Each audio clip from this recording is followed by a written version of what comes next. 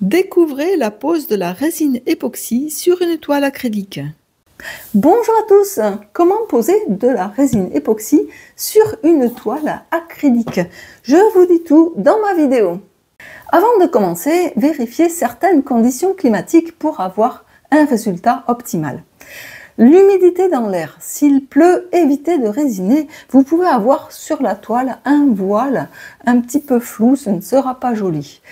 La température de l'air entre 20 et 25 degrés. En dessous de 20 degrés, la résine va mettre longtemps à durcir, ce qui peut provoquer des petites craquelures. Et au-dessus de 25 degrés, elle va durcir très vite, ce qui peut aussi poser des problèmes. Alors évitez de résiner en période de pluie ou s'il fait froid ou chaud. Un conseil très important aussi, la résine n'aime pas du tout la silicone. Ici, j'ai fait des cellules avec de l'huile de silicone. Même en nettoyant la peinture, il va rester quelques milligrammes dans la peinture et vous allez avoir des trous qui vont se former sur la toile. Et même après une ou deux couches de plus, vous aurez forcément des trous en plus. Donc franchement, évitez de résiner une peinture qui contient de la silicone. Sur ma peinture ici, ce n'est pas du tout de la silicone, c'est un activateur de cellules Embrare Paint qui ne contient aucune goutte de silicone. Le matériel nécessaire. Tout d'abord, la résine en deux composants. Ici, j'ai la marque iCrystal. Moi, j'aime beaucoup cette résine. J'ai toujours résiné avec celle-ci. Elle donne de très beaux résultats et est facile à mélanger. Je vous mets le lien dans la description de la vidéo si vous voulez acheter la même, vous l'aurez facile à trouver. Alors la protection du plan de travail d'abord, moi j'ai mis une bâche plastique, vous pouvez mettre aussi des papiers journaux, un carton, car la résine va forcément couler de votre toile sur le support. La protection des mains, alors moi j'ai des gants ici. Voilà, ça c'est nécessaire car vous aurez de la résine sur les mains, c'est sûr. Pour protéger vos poumons. Alors si vous avez une pièce mal aérée, car je vous conseille de résiner dans une pièce bien aérée ou aérer bien la pièce après. Si vous avez une toute petite pièce que vous ne pouvez pas aérer, portez un masque. C'est contraignant, mais portez un masque. Et lorsque vous chauffez la toile pour enlever les bulles, portez un masque de protection ou tenez-vous très loin de la toile et du chalumeau. Le support de la toile. Ici, j'ai 4 verres pour poser ma toile dessus. Ça va très bien. On peut aussi mettre des petites punaises comme ça que l'on va clouer sous la toile. Comme ça, la toile est surélevée. Car, je vous dis, forcément, la résine va couler tout le long. Et si elle s'accroche au support, elle va être scotchée au support. Donc, surélevez votre toile. Une balance de précision pour peser au gramme près. Très important. Un chalumeau de cuisine avec sa recharge. Ça, c'est pour enlever les bulles. C'est très important aussi. 2 verres jetables avec quelque chose pour mélanger. Et puis, ici, moi, j'ai mon mélangeur Histoyo à pile, qui est un mélangeur à résine. C'est très pratique car on n'a plus qu'à appuyer comme ça et il marche. Et en plus, il ne fait pas de bulles. Pareil, je vous mets dans la description de la vidéo si vous voulez acheter ce petit mélangeur qui sert aussi à mélanger les peintures fluides. Indispensable aussi le niveau à bulles pour voir si votre toile est très plate. Très important pour pas que la résine coule sur les côtés. Le papier essuie-tout, méfiez-vous-en car ça colle à la résine. Je vous conseille pas trop de l'utiliser. Mettre la toile à niveau. Il faut que la bulle soit au milieu. C'est vraiment très important. Et dans les deux sens. Car si vous avez un côté qui est un petit peu comme ça, juste comme ça, toute votre résine va s'écouler ici. Ici, vous aurez un manque de résine. Donc, très important, mettre la toile à niveau. La toile doit être extra plate. Et alors, ce qui se passe souvent, c'est que la toile, eh bien, je ne sais pas si vous voyez, elle s'enfonce. Alors avec le poids de la résine, eh bien la toile s'enfonce, votre résine se trouve au milieu et sur les bords, eh bien vous avez des manques de résine. Pour résoudre ce petit problème, voici ma petite astuce bricolage. Hop, hop, hop. Je mets tout ça derrière. Alors ici, j'ai mis du carton comme ça, un carton d'emballage, hein. C'est hyper solide et hyper droit. Donc je l'ai bricolé, je l'ai mis un petit peu partout. Ici aussi, j'en ai mis. Et puis, eh ben, de l'autre côté, c'est extra plat et ma résine ne va pas s'enfoncer. Alors, pour arriver à mettre quelque chose de bien droit, eh ben, j'ai mis une petite toile dessous et comme ça, les verres vont avoir le support sur cette toile. Et voilà, eh bien, regardez, ma toile ne s'enfonce pas. C'est très plat comme du bois. La résine époxy. Bien respecter les consignes du fabricant. Ici, eh bien, il y a marqué qu'il faut 2 parties de A pour une partie de B. Ça, c'est pour la résine e-cristal. Regardez bien aussi la notice. Pas plus d'1,5 cm d'épaisseur, car c'est sûr que ça risque de chauffer. La conservation aussi de la résine se situe entre 12 et 32 degrés. Ne la mettez pas dans un garage. Elle peut cristalliser. Lisez bien tout ce qu'il y a marqué sur vos flacons. C'est parti pour le mélange des 2 composants de la résine. Alors 2 parties de A pour une partie de B et je vais peser.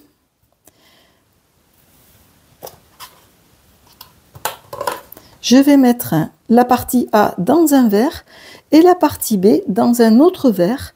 Surtout si vous débutez, je vous conseille de faire ça.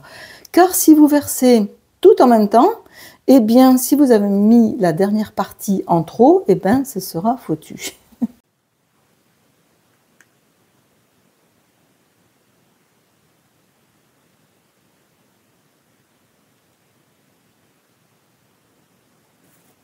J'ai mis 61 g de partie A. Donc, ce que je vais faire, c'est reverser dans le flacon, il n'y a aucun problème, le petit gramme en trop.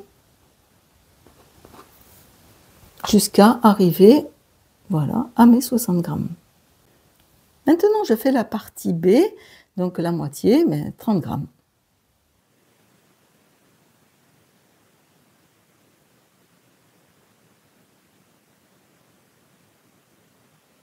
Je vous conseille avec le sopalin, le papier essuie-tout, d'essuyer ce qui coule le long du flacon, car ça peut faire des... Vous voyez les mains, j'en ai dessus. Ça, c'est le durcisseur. Ça peut faire des cristaux et devenir très moche si vous ne l'utilisez pas tout de suite. Là, la résine n'a pas coulé, donc il n'y a pas de souci. Mais essuyez le bord du flacon.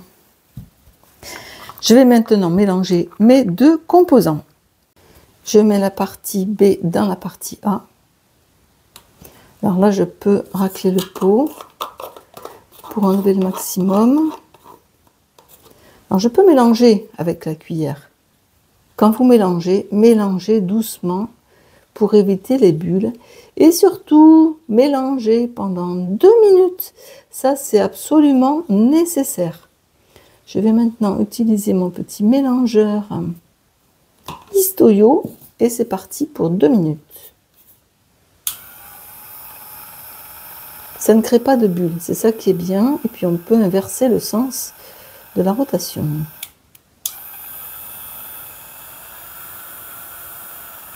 Très important, mélanger pendant 2 minutes, voire 3 minutes pour avoir un résultat optimal de votre résine, pour éviter les marques une fois que la résine aura durci.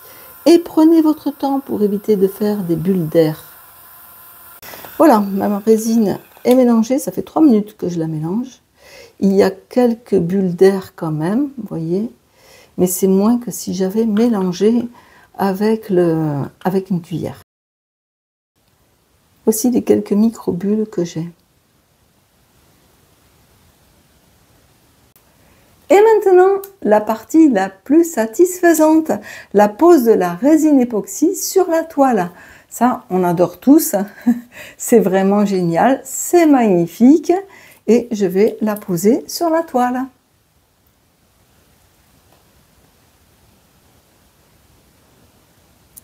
Pas trop pour pas créer d'autres bulles supplémentaires. Je le mets au milieu et après je répartis. Je vide tout le verre.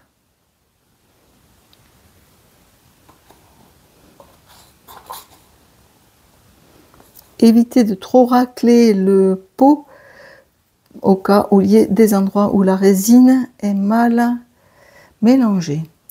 Maintenant, je répartis avec ma cuillère en bois la résine jusque sur les bords. La résine s'auto-planifie, pas forcément besoin de la mettre bien plate. Forcément, elle va couler sur les bords. Il ne faut pas qu'elle coule trop. C'est magnifique. Magnifique, magnifique. Alors ici, elle coule beaucoup. Je vais essayer de voir pourquoi. Si la première pose de votre résine, une fois durcie, ne vous satisfait pas, qu'il y ait des trous ou des poussières, vous pouvez reposer une autre couche de résine dessus, voire une troisième couche éventuellement. Là, elle coule pas, là, elle coule pas. Elle coule pas, elle coule ici. En fait, j'ai trop surélevé ma toile, peut-être. Je vais essayer de descendre un peu. Elle coule beaucoup de ce côté. On peut bien répartir. Je vais vous montrer de près. Il y a quelques bulles, mais ça va. On peut faire les bords hein, avec la résine aussi.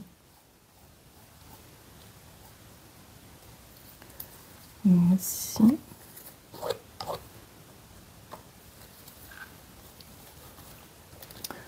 Comme la résine a coulé, j'en profite pour faire les bords. Je voulais pas les faire, mais... Si vous faites les bords, vous risquez d'avoir la résine qui s'en va sur les côtés. Par capillarité, elle va descendre. C'est très agréable la résine, c'est un peu épais.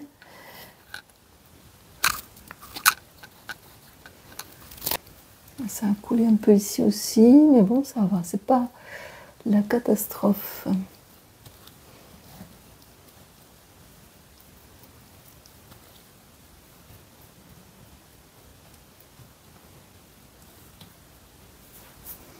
Voici de près la résine qui coule sur les bords. Vous voyez, il y a forcément quelques gouttes qui vont tomber. Donc ici, il en est tombé un petit peu au début, ça s'est arrêté. Il ne faut pas trop que la résine s'écoule car vous allez perdre de la résine sur la toile. Ici, presque rien. Et de l'autre côté, une ou deux petites gouttes qui coulent. Voilà, mais il ne faut pas plus, hein. Sinon vous perdez la résine qu'il y a sur la toile. Voilà, un petit trou qui s'est formé. Il faut bien surveiller au départ que la résine soit belle partout, qu'il n'y ait pas de petits trous. Il y en a un petit ici, je ne sais pas si vous voyez.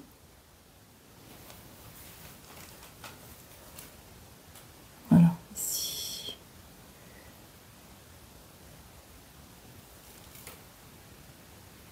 Pour l'instant, c'est bien. Il faut surveiller. Bon, la résine est bien posée. Il y a quelques bulles, mais vraiment pas beaucoup. Je passe le chalumeau.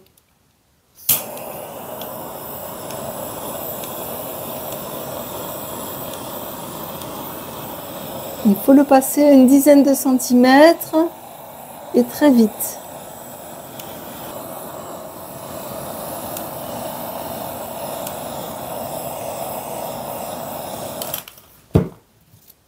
Ça fait quelques trous et maintenant je répartis mais sans faire de bulles ma résine. Maintenant que la résine est posée, il faut au moins 24 heures pour qu'elle durcisse et voire 3 jours jusqu'au durcissement complet. En attendant, eh bien, protégez-la des insectes, poussières et chutes de votre résine. J'enlève les gouttelettes qui sont sous la toile car si elles durcissent, elles seront très difficiles à enlever. J'enfonce toutes les petites poussières qui sont tombées sur la résine. On a à peu près 5 à 10 minutes pour faire ces retouches. Et voilà, la résine est bien répartie sur la toile.